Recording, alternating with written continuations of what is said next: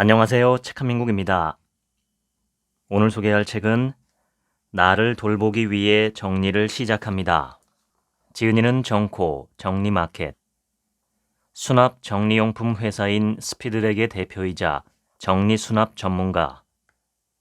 미국 아마존 선반 부문 베스트셀러 1위를 점유한 스피드렉은 2019년 대통령 표창을 받았으며 2021년 산업통상자원부 장관 표창을 받았다.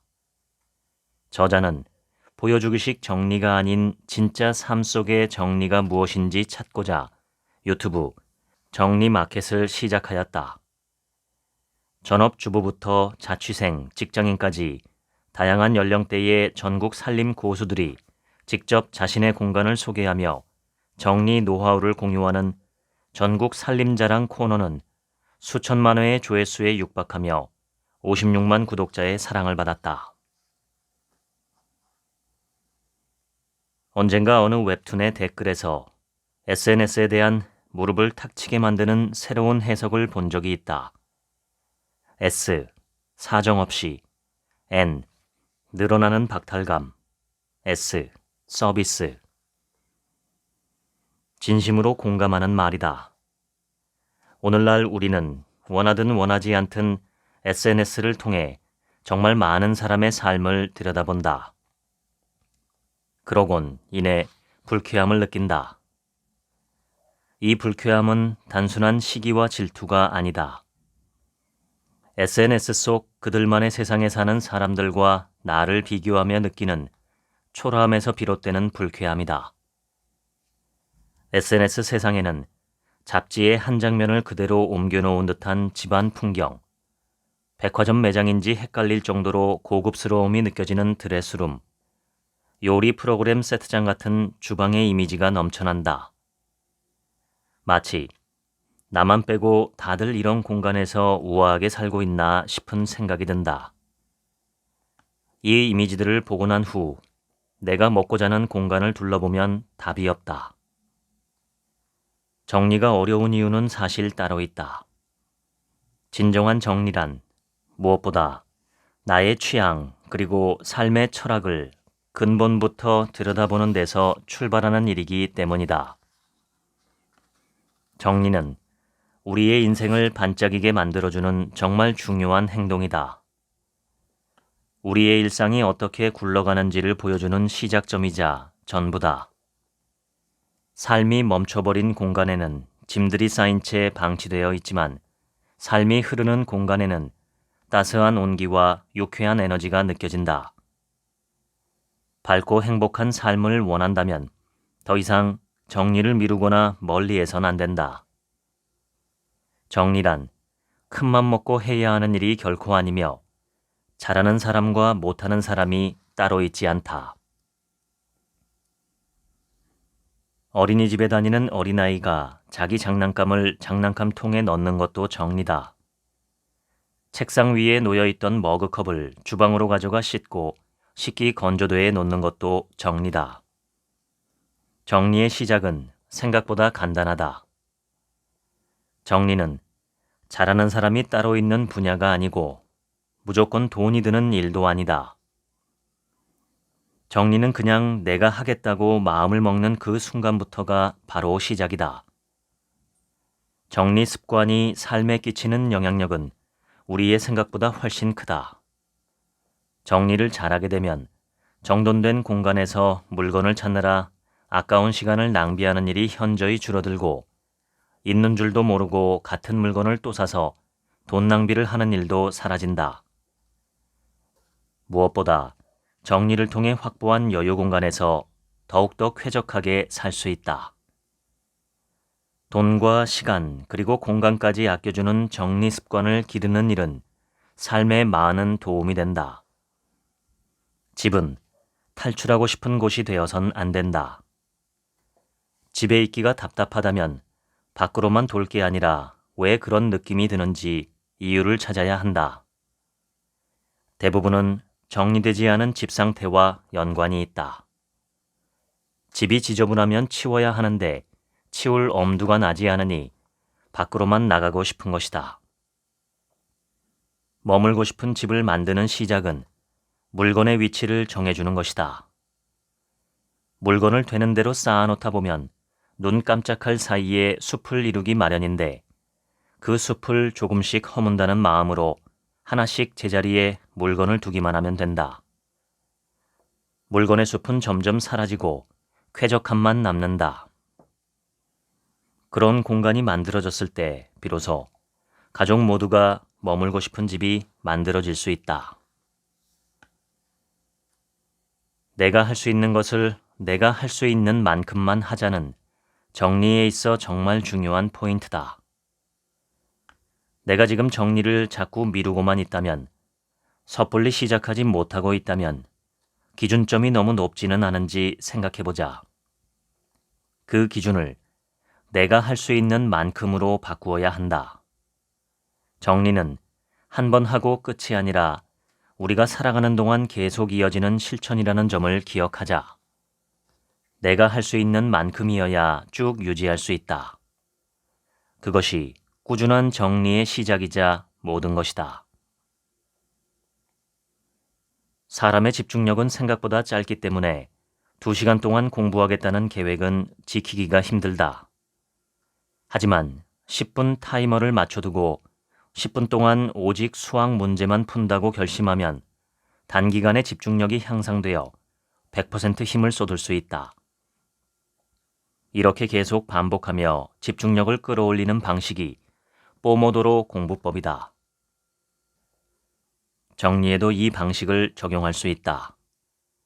타이머가 울릴 때까지만 정리하면 끝이기 때문이다. 시간 내에 정리를 다 못했다 하더라도 다음날 다시 타이머를 맞추고 마저 하면 된다. 어쩌면 우리는 매번 정리를 끝장 보려는 마음으로 시작했기 때문에 부담스러웠던 게 아닐까. 누구나 대대적인 정리를 시작했다가 옛날 물건을 들여다보며 추억여행에 빠져 도무지 끝날 기미가 안 보이는 정리를 한 기억이 있을 것이다. 정리를 한답시고 물건을 다 꺼내놓고선 도무지 엄두가 안 나 다시 쑤셔 넣기에만 급급해 왔던 건 아닐까. 정리는 날마다 식사를 하고 양치를 하듯 일상적으로 수시로 하는 생활 습관이다. 그래야 나를 둘러싼 공간이 끊임없이 정돈된다. 매일 딱 10분만 타이머와 함께 정리하는 시간을 루틴으로 넣어보자. 아무리 하기 싫은 일이라도 10분 정도면 잠깐 하고 말지 뭐 하는 생각이 든다. 정리를 해도 집이 지저분하다고 해서 수천만 원이 드는 인테리어 공사를 할 수는 없는 법이다. 그러나 효율적인 동선을 고려해 가구 위치를 옮겨보고 통일된 톤으로 물건을 배치하며 사는 사람도 있다. 시간과 돈이 부족하다고 해서 모두가 지저분하게 살지는 않는다. 사람의 시각은 쌓인 물건들에 예민하게 반응한다. 물건으로 이루어진 숲만 봐도 나도 모르게 스트레스가 쌓인다. 이런 스트레스는 정리를 해야 비로소 풀린다. 좋다는 건 알지만 막상 하려고 하면 잘 안 되는 일들이 있다. 운동, 적게 먹기, 공부, 독서 등이 그렇다. 그리고 정리도 여기에 포함될 것 같다. 이것들의 공통점이 무엇인지 아는가? 하기 전엔 정말 하기 싫지만 막상 하고 나면 뿌듯하고 기분 좋아지는 일들이란 것이다. 사람에게 이로운 일들 대부분이 그렇다. 반면 해로운 일들은 시작과 동시에 빠져들지만 하고 나면 어쩐지 허탈하고 찝찝하다. 장시간의 게임이나 릴스, 쇼츠 시청 같은 게 그렇다. 사람마다 정리를 시작하는 계기는 다 다르지만 그게 어떤 계기든 몸을 일으켜 움직이는 순간을 만들어야 한다. 무작정 정리를 시작하다 보면 나만의 노하우가 생기고 정리 습관도 길러진다. 그리고 그 과정에서 우울하고 무기력한 기분이 나도 모르게 나아진다. 정리라고 해서 집안을 대대적으로 휘젓지 않아도 된다. 책상 위에 쌓인 쓰레기를 쓰레기통에 집어넣는 것도 정리고 바닥에 굴러다니는 양말을 빨래통에 넣는 것도 정리다. 어수선하고 지저분한 환경에서는 스트레스 호르몬인 코르티솔 수치가 높게 나타난다. 지저분한 집에서 살면 나는 무기력하고 게으른 사람이라는 느낌이 드는데 이게 그냥 느낌만이 아니라 실제 우리 몸의 호르몬도 그렇게 반응을 한다. 반면 정리된 공간에서는 행복감을 느끼게 해주는 신경 전달 물질인 세로토닌이 분비된다. 내가 사는 공간을 내가 원하는 환경으로 만드는 사람이 느끼는 즐거운 기분이다. 어수선하고 복잡한 곳을 볼 때마다 스트레스를 느낀다는 말은 반대로 그곳을 정리하면 스트레스가 해소될 수 있다는 뜻이다. 다소 극단적인 사례이기는 하지만 쓰레기로 가득한 집을 떠올려보자. 그런 곳은 집의 기능을 상실한 곳이라 할 수 있다. 그 공간의 주인은 어떤 상태일까? 마음이 아프고 일상생활이 제대로 되지 않으리라는 것쯤은 쉽게 상상할 수 있다. 정신이 없어서 방이 지저분한 걸까? 아니면 방이 지저분해서 정신이 덩달아 없는 걸까? 모든 것은 맞물려 있다. 지금의 내 삶이 마음에 들지 않아 변화의 필요성을 느끼고 있다면 정리에 나서야 한다. 당장 내가 무엇을 해야 삶이 바뀔지 감이 오지 않는다면 일단 자리에서 일어나 정리부터 해보라. 생각해보면 인생은 언제나 원하는 결과를 바로바로 보여주지 않는다. 건강을 해치지 않는 정석 다이어트에도 상당한 시간이 걸리고 원하는 대학에 진학하려면 몇 년의 시간을 들여 공부해야 한다. 직장에서의 승진도 창업을 해서 성공을 거두는 일도 하루아침에 이루어지지 않는다.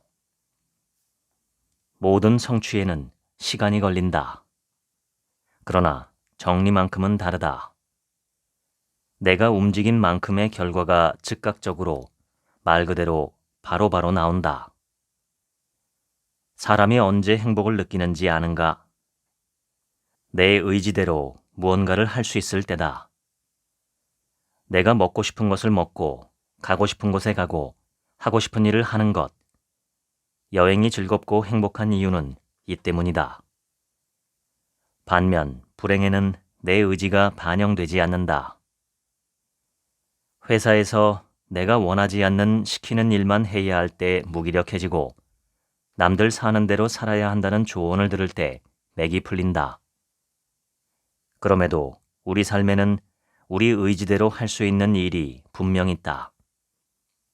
바로 내 몸을 움직이는 일이다. 영화 벌새에서 한문 선생님이 말한 대사가 참 인상적이다. 힘들고 우울할 땐 손가락을 봐. 그리고 한 손가락 한 손가락 움직여. 그럼 참 신비롭게 느껴진다. 아무것도 못할 것 같은데 손가락은 움직일 수 있어. 정말 그렇다. 내 뜻대로 흘러가지 않는 삶 속에서도 우리는 나만의 의지대로 손가락을 움직일 수 있고 자리에서 일어날 수 있고 나를 둘러싼 공간을 정리함으로써 나를 더 나은 곳에서 생활하도록 만들어줄 수 있다. 삶은 반복되고 계속된다. 어떤 날은 버틸만 하고 또 어떤 날은 견디기 힘들다. 스트레스 없는 삶이란 존재하지 않는다. 걱정 습관이 주는 스트레스가 꽤 크다. 그래서 전문가들은 내가 지금 하고 있는 걱정들을 종이에 직접 적어보라고 한다. 머릿속으로 걱정을 하면 굉장히 큰 일처럼 느껴지는데 막상 종이에 적어보면 생각보다 별거 아닌 경우가 많기 때문이다. 걱정을 종이에 적어 눈으로 확인함으로써 스트레스 지수를 낮추는 것처럼 정리도 스트레스 해소의 도구로 활용하면 정말 좋겠다. 내가 정리한 깔끔한 공간을 보는 것만으로도 기분이 풀린다. 복잡했던 마음도 지저분한 공간이 정리되듯이 나아진다. 나에게 정리할 물건이 있다는 건 참 감사한 일이다. 나에게 필요 이상의 물건이 있다는 건, 정리하며 비워야 할 물건이 있다는 건 그동안 부족함 없이 잘 살아왔다는 뜻이기도 하다. 전 세계에 미니멀리즘을 전파한 곤도 마리에는 물건을 비울 때마다 그동안 고마웠어 라고 인사를 하며 보내주라고 말한다. 나에게 왔던 물건에게 진심을 담아 작별 인사를 하는 것이다. 이렇게 예의를 갖춰 물건을 비우면 스트레스 대신 긍정적인 감정을 느낄 수 있다. 정리하면 뭐해? 장판이 지저분해서 티도 안 나는데. 가구가 다 낡아서 닦아도 소용이 없는데 청소는 무슨. 남들은 다 좋은 집에서 예쁘게 꾸미고 사는데 나는 이게 뭐야? 이런 생각을 해본 적이 있는가? 아무리 마음에 들지 않는 공간이라 해도 일단 나를 품어준 곳을 홀대하면 곤란하다. 내가 아껴주지 않는 공간 역시 나를 따뜻하게 맞아주지 않기 때문이다. 사람은 본래 만족하지 못하는 동물이다.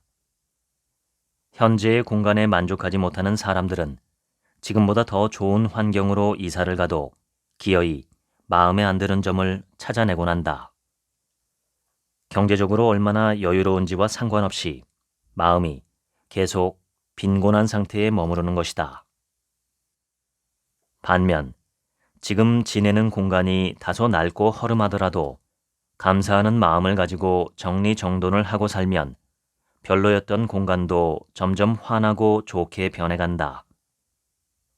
작고 초라한 집도 사는 사람이 반질반질하게 쓸고 닦아주면 아늑하고 따뜻해지는 법이다. 나는 어떤 공간에서 살고 싶은가? 선택은 오로지 나에게 달려있다. 사람은 언제 자신이 가난하다고 느낄까? 어느 동창은 부모님에게 20억 원을 물려받았다고 하는데 우리 부모님은 나에게 고작 5억 원만 주셨다면? 친구가 남편에게 에르메스 버킨백을 선물로 받았다고 하는데 내 남편은 고작 디올 스카프를 주었다면? 우리 아이와 같은 영어 유치원에 다니는 옆집 아이네 가족은 계절마다 해외여행을 가는데 우리 집은 겨우 1년에 한 번밖에 못 간다면? 과연 이런 것도 가난의 범주에 들어갈 수 있을까? 놀랍게도 그렇다. 사람은 가난을 주관적으로 느끼기 때문이다. 사람들은 늘 자신이 경제적으로 부족하다고 느낀다. 나보다 잘 먹고 잘 사는 사람들을 보며 끊임없이 비교한다. 삶의 목표가 남보다 잘 사는 것이 되어선 안 된다. 남보다 경제적으로 부족하다고 하더라도 그 사실을 콤플렉스로 느끼며 괴로워하는 시간을 줄여야 한다. 그건 내 인생을 사는 게 아니기 때문이다. 나의 노력이 들어간 정리로 생활 공간이 개선되고 깨끗해질수록 삶의 만족도는 올라간다. 이렇듯 정리는 삶의 중심을 확실하게 잡아주는 역할을 한다. 다른 사람들의 삶에 관심을 기울여봤자 득보다 실이 더 많다. 본능적으로 고개를 드는 비교라는 감정에서 벗어나지 못하면 우리의 소중한 시간과 감정이 불필요한 일에 소모되어 버린다. 나만의 속도대로 나만의 삶을 살고 싶다고 백날 말해도 타인의 삶에 관심을 기울이면 내 삶의 무게중심은 너무 쉽게 흔들리고 만다. 이때 100마디 말보다 훨씬 더 강력한 행복을 가져다주는 것이 정리다. 매일 조금씩 정리하다 보면 잔잔한 행복을 느낄 수 있고 부정적인 감정의 파도가 밀려오는 것을 막아준다. 우리가 머무는 공간은 나와 동기화되어 있다. 머릿속이 복잡한 사람은 책상 위나 침대 위가 똑같이 어지럽다. 집이 항상 깔끔하고 정갈한 사람은 정신없이 무언가를 빠뜨리고 다니는 일이 거의 없다. 내가 생활하는 공간은 나와 긴밀하게 연결되어 있다. 남들에게 보여주지 않는 사적인 나의 생활 공간이 지금의 내 상태를 대변하는 것이다. 검이 불루, 화이 불치. 검소하지만 누추하지 않고 화려하지만 사치스럽지 않다는 뜻이다. 삼국사기를 쓴 김부식의 말로 백제부터 조선시대에 이르기까지 우리 전통 건축의 아름다움을 상징하는 표현이기도 하다. 철학을 세우려면 비교를 멈추고 내 공간을 초라하게 느끼는 일부터 멈춰야 한다. 가난, 초라함 등은 다른 사람과의 비교에서 오는 상대적인 감정이다. 아무리 바닷물을 마셔도 갈증을 해소할 수 없는 것과 마찬가지다. 타인과의 비교로 혼자 괴로워하며 나의 소중한 시간을 소모시키지 말자. 내가 좋아하는 것이 무엇인지를 알고 나만의 철학과 기준에 맞게 그것들을 나의 공간에 잘 끼워 넣자. 돈의 속성은 쓰기가 핵심이다. 대부분의 사람이 모으기와 불리기에만 관심이 있어서 쓰기에 관한 책은 찾아보기가 어렵다. 돈이 없어서 문제지 많기만 해봐. 내가 얼마나 현명하게 잘 쓸 수 있는데. 아마도 이런 생각들을 하는 것 같다. 하지만 그렇지 않다. 돈을 잘 쓰는 일에도 연습과 훈련이 필요하다. 정리도 이와 크게 다르지 않다. 정리를 못하는 이유는 집이 작아서이고 집이 커지기만 하면 모든 문제가 해결될 거라고 생각하는 사람을 자주 만난다. 착각이다. 정리는 습관이다. 이사를 간다고 해서 갑자기 번개를 맞고 없던 외국어 능력이 생기듯 정리 능력이 하늘에서 뚝 떨어지지는 않는다. 작은 집에서 정리를 못하는 사람은 넓은 곳으로 가서도 헤맨다. 그래서 지금 내 상황에 맞는 정리를 하는 일이 제일 중요하다. 공간이 넓어진다고 해서 없던 정리 습관이 생기거나 정리력이 저절로 향상되지는 않는다. 정리를 잘하는 사람은 어느 공간에서나 정리를 잘할 뿐이다. 정리 습관이 없는 사람은 넓어진 공간도 얼마 안 가 비좁게 사용한다. 좁고 답답한 공간에 끌려다니며 탓하기만 해서는 아무 일도 일어나지 않는다. 좁으면 비우고 답답하면 정리하고 불필요하면 버리자. 정리 습관은 공간의 크기와 상관없이 내가 주도권을 쥐고 움직일 때 비로소 향상될 수 있다. 내가 평생 잘 지내야 하는 사람은 다름 아닌 나 자신이다. 좋든 싫든 끝까지 함께 해야 한다. 그러려면 나 스스로를 존중해 주어야 하는데 가장 쉬우면서도 효과적인 방법이 바로 정리다. 내가 공간을 아껴줄수록 공간도 나를 환대해 준다. 미라인이란 미니멀 라이프를 실천 중인 사람을 뜻한다. 미니멀 라이프라고 하면 물건들을 전부 내다버리고 수도승처럼 사는 사람의 이미지를 떠올릴지도 모르겠다.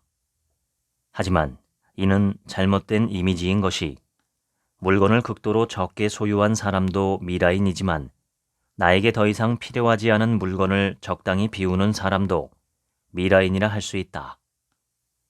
간혹 물건을 전혀 비우지 않고 잘 쌓아놓기만 한 뒤 정리했다고 말하는 사람들을 만나곤 하는데 사실 그건 정리라고 말하기 힘들다. 정리가 아니라 그저 물건의 위치를 바꾼 것일 뿐이다. 내가 가진 물건이 많다는 건 그만큼 관리해야 하는 물건도 많다는 뜻이다. 가슴에 손을 얹고 스스로가 게으르다고 생각된다면 무턱대고 무언가를 사면서 물건 늘리는 일을 멈추자. 더 이상 쓰지 않는 물건은 최대한 비우고 다른 용도로 활용할 수 있는 물건은 다른 방식으로 재사용하자. 물건의 수명이 다할 때까지 쓴다면 그게 곧 게으른 사람에게 딱인 미니멀 라이프가 될 것이다. 부자가 되는 정리의 힘의 저자이자 정리 컨설턴트인 윤선현 씨는 우리 집에서 제일 비싼 게 공간이라고 말한 바 있다. 가격으로 치면 살고 있는 집이 가장 비싼데 그 공간에 쓰지도 않는 물건을 쌓아두는 게 얼마나 낭비냐는 뜻이다. 내가 공간을 좁게 사용하는 이유는 진짜 집이 좁아서라기보다 안 쓰는 물건들에게 공간을 빼앗겼기 때문이다. 미니멀 라이프는 결과적으로 가장 값비싼 자산인 공간을 나에게 되찾아주는 일이다. 그런 물건들을 더 이상 정리하지 않아도 된다는 해방감마저 안겨준다. 물건이 많으면 많을수록 정리와 청소는 하기 싫은 일이 되어버린다. 물건들이 계속 쌓일수록 집은 점점 쾌적함과 멀어진다. 미니멀 라이프는 내가 편안하게 숨쉬며 살고 싶은 적극적인 마음에서 비롯된 행동이다. 해답은 의외로 간단하다. 물건을 위한 물건, 다시 말해 한 가지 용도 말고는 다른 쓰임이 없는 물건을 사지 않으면 된다. 예를 들어 저금통을 사고 싶은데 집에 없다면 저금통 용도로 사용할 수 있는 물건을 집에서 찾아보자. 플라스틱 페트병은 어떨까? 동전과 지폐가 들어갈 만큼만 가늘고 좁은 구멍을 뚫어주면 끝이다. 창문으로 들어오는 바람 때문에 방문이 계속 닫혀서 도어 스토퍼가 필요하다면 집에 굴러다니는 스마트폰 그립톡이 좋은 대체품이 된다. 방문을 연 상태에서 방바닥에 그립톡을 붙이고 고리를 세우면 아주 훌륭한 도어 스토퍼로 재탄생한다. 수경 식물은 유리 음료수 병에 넣어 키울 수 있고 비누 받침대를 사는 대신 음료수 뚜껑을 비누의 아래쪽에 꽂아 사용할 수 있다. 이 모든 게 물건을 위한 물건을 사지 않기로 했을 때 떠올릴 수 있는 아이디어다. 무언가가 필요하다고 무턱대고 사지 말고 내가 가진 물건들로 대체할 방법은 없는지 먼저 고민해보자. 당장은 꼭 필요한 것 같아도 없이 살아보거나 대체품을 찾아보면 그 물건이 없이도 크게 불편하지 않다는 사실을 알게 될 것이다. 그렇게 잘 아는데도 미니멀 라이프 실천이 힘든 이유는 물건을 비우는 일 자체가 망설여지기 때문이다. 우리는 왜 물건을 버리지 못하는 걸까? 미니멀 라이프의 대표 주자인 곤도 마리에는 그 이유를 이렇게 정리한다. 버리지 못하는 이유는 두 가지뿐이다. 과거에 대한 집착, 그리고 미래에 대한 불안. 소중한 추억이 깃든 과거의 물건들과 나중에 쓰게 될지 몰라 이고지고 사는 물건들이 현재 우리의 발목을 잡고 있다는 얘기다.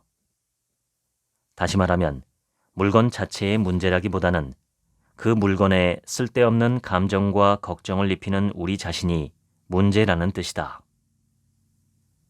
이 말을 반대로 해석하면 과거에 집착하지 않고 미래에 대해 과도한 불안을 느끼지 않는다면 안 쓰는 물건을 비우기가 한결 수월해진다는 말이 된다. 모든 건 마음에 달려있다고 하지 않던가. 내 마음이 불안정하면 그 불안을 물건으로 채우기 위해 중독 수준으로 쇼핑을 하고 그 물건을 계속 모아놓으며 쓰레기마저 버리지 못한다. 반면 마음이 평온한 사람은 물건에 휘둘리지 않을 수 있다. 대량으로 구매했을 때 저렴한 물건들도 그걸 끝까지 다 쓸 경우에만 현명한 소비가 된다. 유통기한이 지나기 전까지 알차게 다 쓴 경험이 없다면 섣불리 많이 사지 않는 게 좋다. 언젠가 쓰겠지 하는 마음으로 모아둔 종이 쇼핑백도 마찬가지다.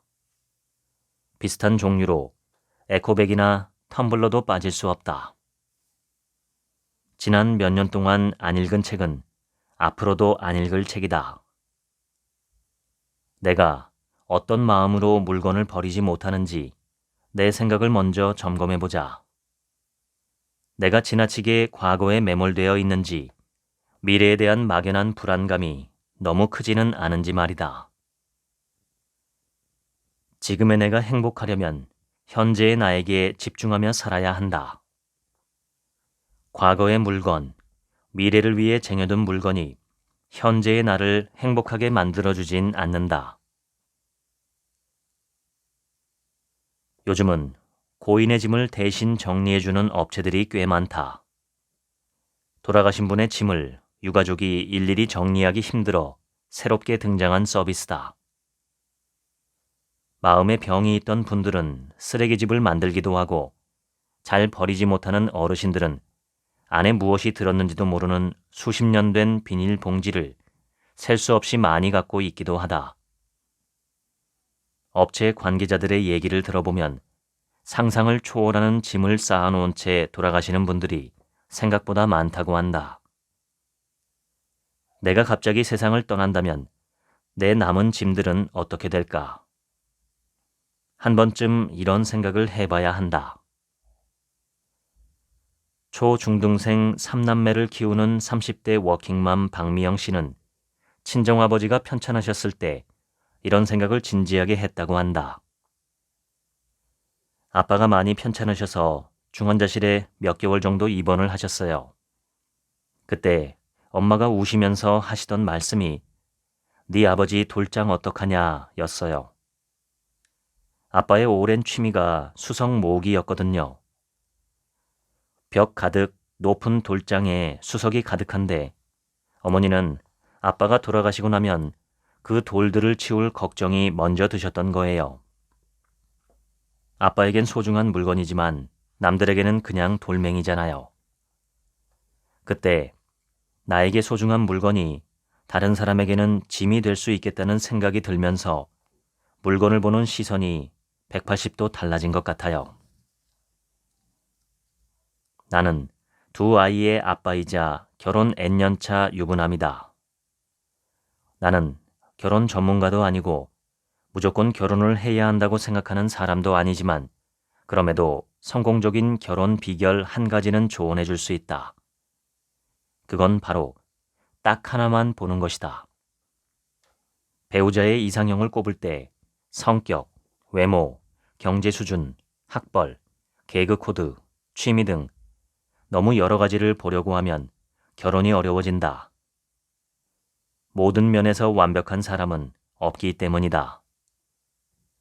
내가 절대로 포기할 수 없는 딱 한 가지를 충족하는 사람을 만나기도 어렵다. 그래서 나에게 제일 중요한 게 성격인지 성장 환경인지 등을 정확히 알아야 한다. 이것도 중요하고 저것도 중요해서 모든 걸 챙기려다 보면 상대에게 실망하는 패턴을 반복할 수 있다. 정리 역시 인생과 비슷해서 배우자를 결정하는 일과 닮은 점이 매우 많다. 맥시멀리스트는 단순히 물건을 많이 소유한 사람을 일컫는 말이 아니다. 내가 가장 좋아하는 절대 포기할 수 없는 무언가를 계속 추구하고 발전시킨 사람. 그러다 보니 그 분야의 물건이 많아진 사람이 바로 맥시멀리스트다. 명확한 색깔과 취향이 있는 맥시멀리스트의 공간은 어지럽거나 지저분하다기보다 개성있고 힙하게 느껴진다.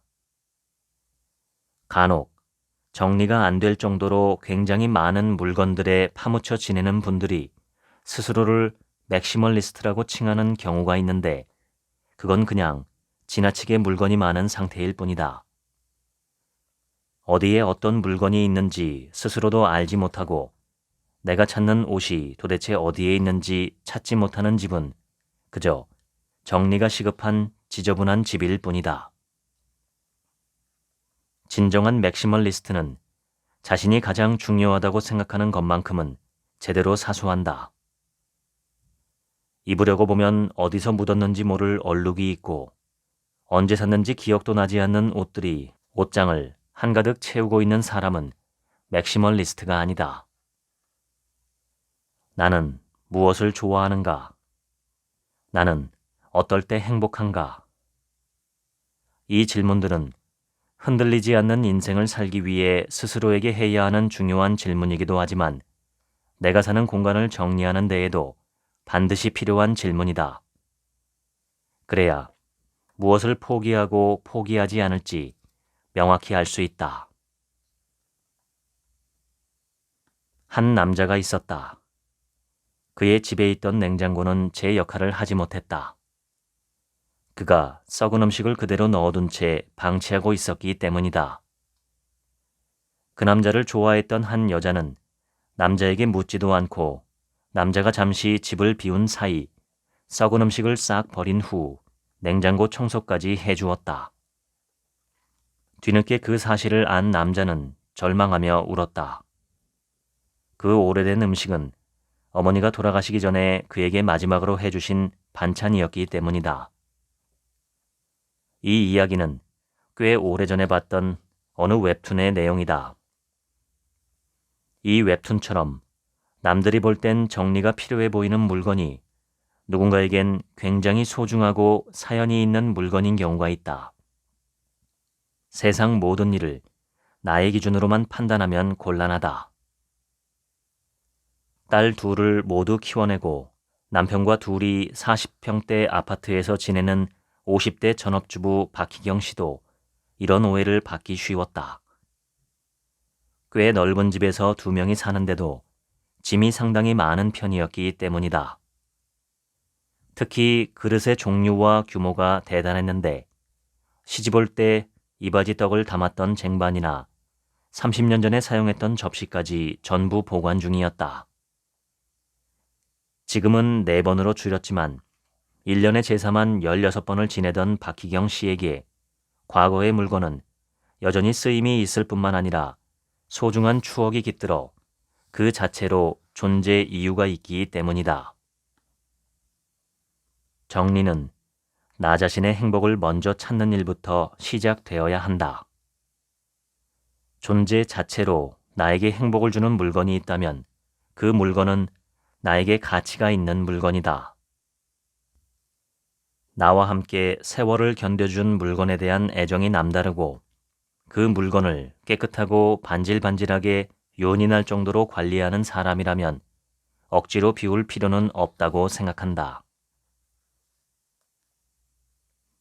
치우는 사람 따로 있고 어지르는 사람 따로 있다는 말이 괜히 나온 게 아니다. 가족 구성원의 정리력에는 편차가 있기 마련이고 그 편차가 크면 클수록 갈등의 불씨도 커진다. 가족 구성원의 성향에 맞게 함께 동의한 방식에 따라 서로 정리 습관을 맞춰가야 한다. 가장 기본적인 접근 방법은 결국 솔선수범이다. 아이들은 본능적으로 자신이 자주 봐왔던 행동을 따라하기 마련이다. 어떤 일이든 잔소리로 듣고 해야 할 일로 지시를 받으면 오히려 거부감을 느끼며 하기 싫어한다. 원래 하려고 했던 일마저 지시를 받으면 갑자기 하기 싫어지는 법이다. 요구하기보다 상대가 내 속도에 발을 맞출 수 있을 때까지 기다려주는 게 더 낫다. 이러한 기다림은 아이뿐만 아니라 배우자의 경우에도 마찬가지다. 나는 깔끔하게 정리를 하고 싶은데 가족 구성원 중 정리를 싫어하는 사람이 있다면 어떻게 해야 할까? 이런 문제는 신혼부부 사이에서 자주 나타나곤 하는데 이럴 때 쓸 수 있는 합리적인 대안이 있다. 회색지대를 만드는 것이다.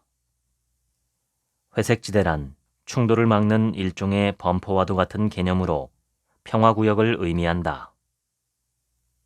깔끔한 정리를 버거워하는 가족 구성원에게 그들만의 편안한 공간을 만들어주는 것이다.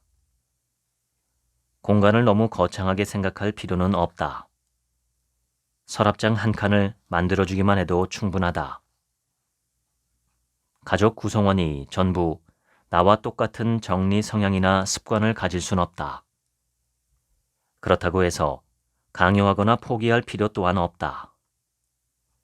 서로의 성향을 존중하는 태도에서 시작해 함께 공존할 수 있는 최소한의 약속을 만들어 이행하기만 하면 된다. 초등학교 입학 전인 새 아들을 키우는 30대 워킹맘 주은정 씨는 첫째와 둘째가 다 놀고 난 다음에 치우자 시간을 갖는다. 술래잡기, 가위바위보처럼 치우는 정리 행동에도 치우자로 이름을 붙여 일종의 놀이처럼 접근했다. 이때 핵심은 아이들이 치울 때 지나치게 참견을 하거나 간섭하지 않는 것이다. 한마디로 아이들의 정리에 자율성을 주는 것이다. 은정 씨의 아이들은 마음대로 정리를 하게 했더니 자기들만의 분류법을 정해 장난감을 정리했다. 피카츄는 피카츄끼리, 기차는 기차끼리 캐릭터별로 자신들의 룰을 만들었다. 표기만 하지 않았을 뿐이지 아이들이 알아서 라벨링을 한 것이다.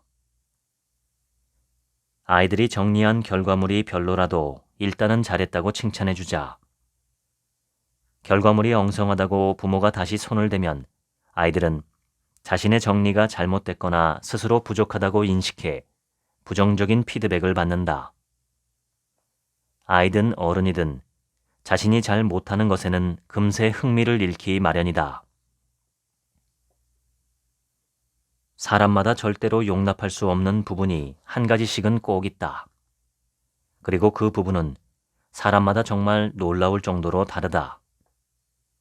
그러다 보니 치약을 짜는 일로 이혼을 하고 빨래통에 양말을 뒤집어 놓은 채로 둔다고 부부싸움을 하는 것이다. 한계에 다다를 때까지 견디다 폭발하는 대신 확실히 교육하는 것도 한 가지 방법이다. 60대 주부이자 공간 연출 디자이너 권은순 씨는 옷이나 양말을 늘 뒤집어 내놓는 남편의 습관을 참을 수가 없었다. 그렇다고 매번 다투는 것도 소모적이어서 어느 날은 빨래를 한 후 남편이 내놓은 모습 그대로 개켜 가져다 주었다고 한다. 당신이 뒤집어서 내놨잖아. 나는 뒤집어져 있으면 그냥 뒤집힌 채로 개는 거야. 은순 씨의 남편은 이제 더 이상 옷과 양말을 뒤집어서 내놓지 않는다고 한다. 사람은 직접 불편한 상황에 놓여야 비로소 변화의 필요성을 느끼곤 한다. 상대의 배려 없는 무심한 행동 때문에 집 정리가 도저히 안 된다면 최후의 수단으로 그 행동 그대로 되돌려주는 것도 한 방법이다. 정리를 하는 이유는 딱 하나, 우리 삶의 질을 높이는 데 있다. 식탁이 깨끗하면 집밥을 해먹기가 수월해져 건강한 식사를 할 수 있고, 바닥에 짐이 없으면 바닥 청소가 쉬워져 먼지가 굴러다니는 일이 없다.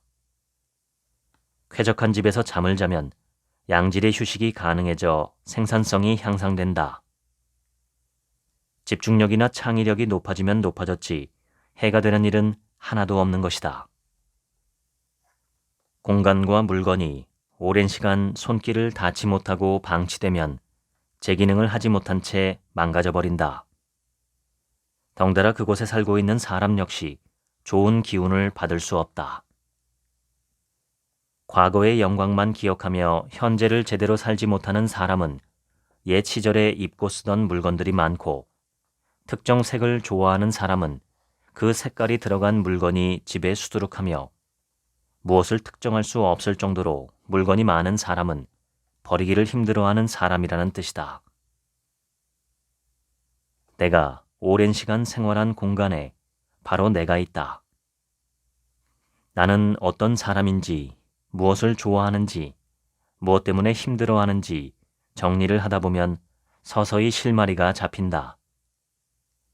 무엇보다 정리를 하면 할수록 내가 어떤 공간을 원하는지, 어떻게 살고 싶은지를 확실하게 알 수 있다. 정리를 하며 내가 그토록 알고 싶었던 나의 본 모습과 진짜 속마음을 자연스럽게 마주하게 된다는 사실을 정리를 해본 사람들은 안다. 그래서 정리가 좋다고 여기저기 권하고 다닌다. 나는 정리가 나 자신을 위한 여행이라고 생각한다. 그러니 스스로를 알고 싶다면 정리를 해보시길. 자신이 어떤 사람인지 그리고 무엇을 원하는지 발견해 보길 바란다. 언젠가 인터넷에 떠도는 인생 명언 3가지를 본 적이 있다. 행복할 때 약속하지 마라. 화났을 때 답변하지 마라. 슬플 때 결심하지 마라. 굉장히 공감 가는 말 아닌가? 감정에 휘둘려 무언가를 결정하다가는 일이 꼬일 확률이 크기 때문이다. 무슨 일이든 차분하고 냉정한 판단이 서지 않는 상황에서는 아무것도 하지 않는 게 오히려 도움이 된다. 정리가 바로 이 역할을 해준다. 기분이 안 좋고 화가 났을 때 정리를 하면 부정적인 감정이 말끔하게 치워지는 공간처럼 서서히 사라진다. 정리를 하면 마음이 침착해진다. 정리의 원칙 중 선정리 후 구입이 가장 중요하다. 나에게 꼭 맞는, 나에게 정말 필요한 물건은 실제로 정리를 시작하고 나서 사도 결코 늦지 않다. 정리를 하고 직접 생활을 해봐야 내게 진짜로 필요한 물건이 무엇인지를 확인할 수 있기 때문이다. 요즘은 정신을 똑바로 차리지 않으면 나도 모르게 홀린 듯 물건을 구입하는 경우가 많다. 이걸 먹고 자기만 하면 저절로 살이 빠집니다. 이걸로 닦기만 하면 모든 게 다 깨끗해집니다. 이걸 입기만 하면 당신도 이 모델처럼 멋있어집니다. 광고는 점점 진화하고 있다. 상술에 넘어가지 않겠다고 여러 번 다짐을 해도 소용없을 때가 많다. 이것만 있으면, 이것만 사면 등 우리가 접하는 수많은 메시지들이 돈을 쓰게끔 우리를 공략하고 있기 때문이다. 광고인지도 모르게 지나가도 우리 뇌에는 이미 인식이 된 후다. 정신을 똑바로 차려야 한다. 물건을 끝까지 쓰는 사람들은 대체로 많은 물건을 갖고 있지 않다. 싸다고 사지 않고 더 좋다고 사지 않고 필요할지도 모르니까 라는 이유로 추가로 사지도 않는다. 그저 갖고 있는 물건을 끝까지 쓸 뿐이다. 그러니 생활 공간이 늘 깔끔하고 정리와 청소도 크게 힘들이지 않고 자주 한다. 이처럼 실용적인 마인드와 생활 습관은 여러 장점을 가진다. 쉽고 간단한 정리는 기본이고 최소한의 지출로 절약이 일상화된 덕분에 평균 이상의 저축도 가능하게 해준다. 무엇보다 환경에 이로운 행동을 절로 실천할 수 있다. 좋은 일은 좋은 일을 데리고 온다. 우리의 알뜰한 마음이 지구를 살린다. 나는 무조건 일회용품을 쓰지 말자, 환경을 생각하며 정리를 하자 등을 절대 강요하지 않는다. 오늘 할 일을 미루면서, 충동구매나 과소비를 하면서, 야식을 먹으면서 사람들은 농담처럼 이런 말을 하곤 한다. 내일의 내가 알아서 하겠지. 글쎄, 그렇게 말하면 오늘의 내가 내일의 나에게 너무 가혹한 게 아닌가 싶다. 엄밀히 말하면 현재의 내가 힘든 이유도 과거의 나 때문이 아닌가? 내일의 나에게 모든 걸 떠넘기던 지금까지의 습관을 그만 고쳐야 한다. 정리도 같은 맥락이다. 지금 나의 생활 공간이 엉망인 이유는 과거의 내가 그때그때 정리를 하지 않아서다. 내일의 나까지 어수선한 곳에서 지내게 하고 싶지 않다면 지금의 내가 정리하는 습관을 들여야 한다. 물론 지금 당장 소파에 누워 휴대전화를 보며 쉬고 싶고 그동안 못 본 OTT 콘텐츠도 정주행하고 싶은 마음은 충분히 이해한다. 그러나 사실 딱 10분만 정리를 하고 그런 시간을 갖는다고 해서 휴식이 대단히 큰 방해를 받거나 하지는 않는다. 그저 휴식이 끊기는 게 싫고 축 늘어진 몸을 일으키고 싶지 않아서 정리를 미룰 뿐이다. 미래의 나를 돕는 정리는 거창하고 큰 힘을 들이는 일이 전혀 아니다. 눈에 보이는 쓰레기를 치우고 제자리를 벗어난 물건을 원래 위치에 두면 된다. 언제까지 미래를 위해 지금을 희생해야 하느냐고 반문하는 사람도 있을 것 같다. 현재의 행복도 중요하다면서 말이다. 하지만 정리를 현재의 행복을 포기해야 하는 일로 볼 필요는 전혀 없다.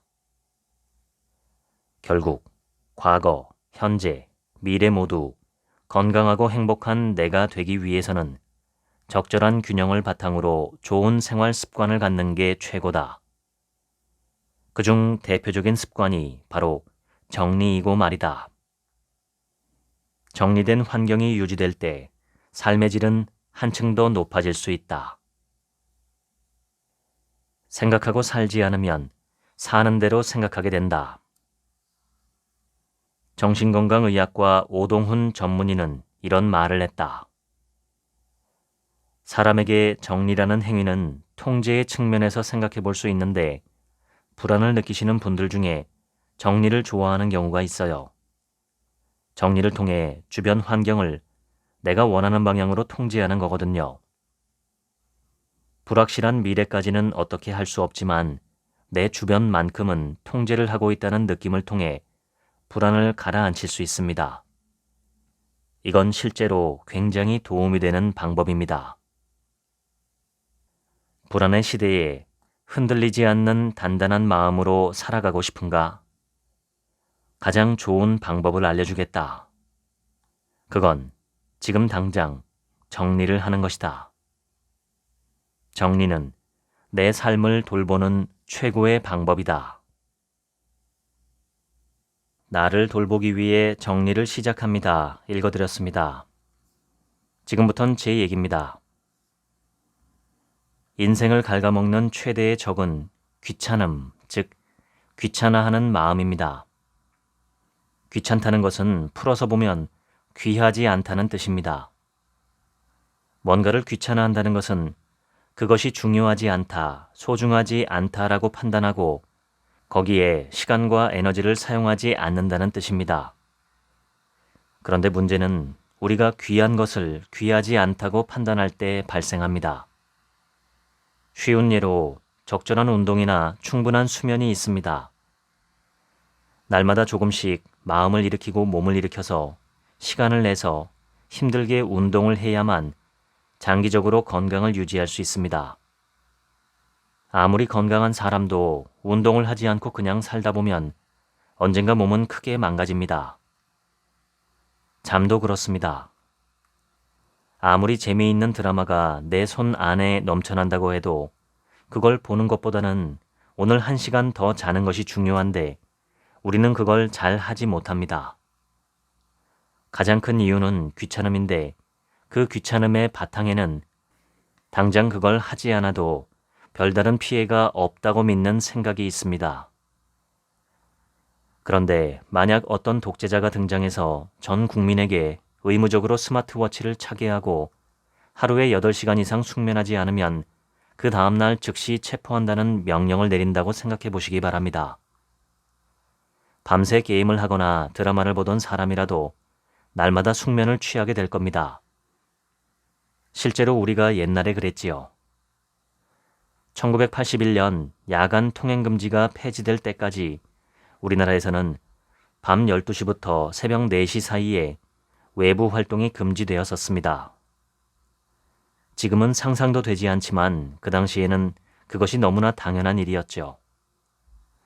통금 시간에 돌아다니는 사람들을 단속하기 위한 야경꾼들도 있었고 단속되면 파출소로 끌려가거나 벌금을 물기도 했습니다. 야간 통행금지는 조선시대에도 있었고 특히 6.25 전쟁으로 인해 지속되었고 나중에는 독재 정권의 유지를 위해서 혹은 간첩 단속을 위해서 그랬다고 합니다. 장기적인 시야를 바탕으로 나의 사소한 행동을 결정할 수 있는 사람이어야만 귀찮음을 극복할 수 있습니다. 크고 넓게 보는 눈이 있어야 귀찮음과의 전쟁에서 승리할 수 있습니다.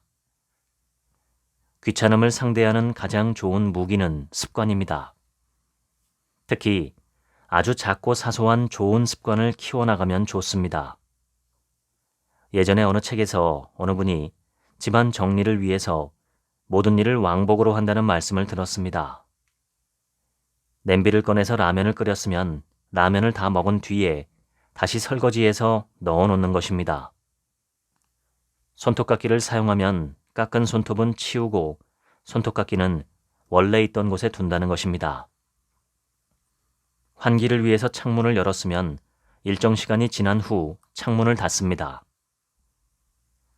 이렇게 모든 일을 왕복으로 하면 특별히 많은 시간을 정리정돈이나 청소에 소모하지 않아도 된다고 합니다. 그런데 이 너무나 쉽고 당연하고 좋은 습관을 흔히 귀찮음 때문에 날려버리곤 합니다. 내 삶에 정말 중요하고 필요한 일을 귀찮음 때문에 하지 않고 있다면 혹은 게으르게 하고 있다면 그것은 삶을 대하는 나의 태도에 문제가 있다는 뜻입니다.